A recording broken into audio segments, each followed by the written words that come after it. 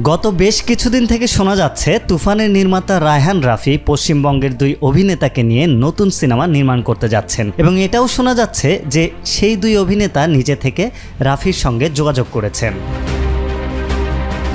সেই দুজন হলেন জিৎ ও দেব। এমন সংবাদ চোখে পড়েছে এই দুই অভিনেতারও। এরই মধ্যে পাওয়া গেছে একজনের প্রতিক্রিয়া। এরকম একটি সংবাদের অংশ সামাজিক মাধ্যমে শেয়ার করে দেব বলেছেন, নট ট্রু, অর্থাৎ সত্য নয়, মানে রাফির সেই কথাটি মিথ্যা।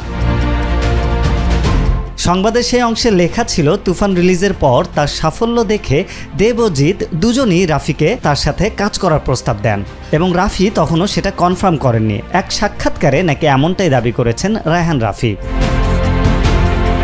আসলে কি রাফি এমন কিছু বলেছেন?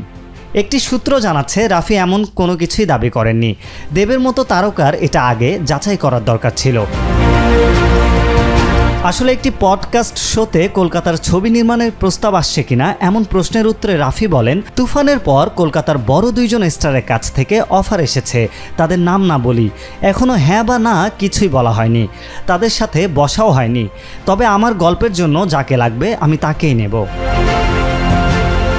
এই মুহূর্তে ওপার বাংলায় দুই বড় স্টার দেব ও জিৎ, আর সে কারণেই রাফি সেদিকে ইঙ্গিত করেছেন বলে মনে করছেন চলচ্চিত্র সংশ্লিষ্টরা। তবে দেব সরাসরি বলে দিলেন এমন কোনো ইচ্ছে তার নেই।